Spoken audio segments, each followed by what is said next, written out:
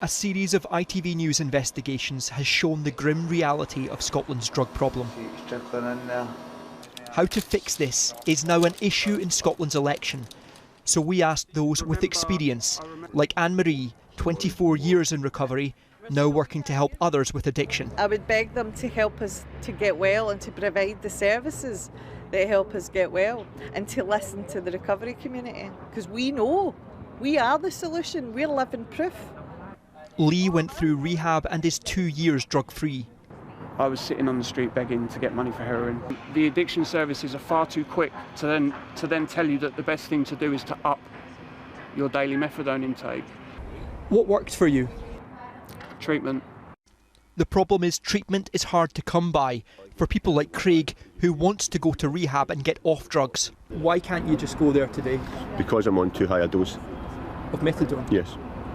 If you were to go at the pace that they want you to go at, coming off methadone, how long would it be before you could access rehab?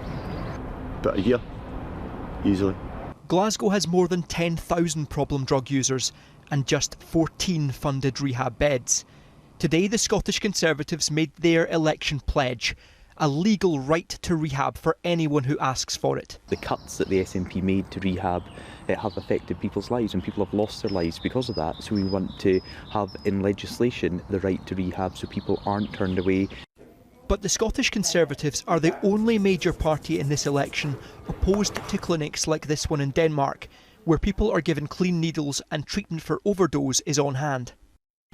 Why are you against them? Because I don't think it's right that we should still be allowing people and having people taking illegal substances. But what's by extension then? Do you propose to take away needle exchanges, giving away clean needles? No, I just believe with drug consumption rooms and safe consumption rooms, it's not the right approach.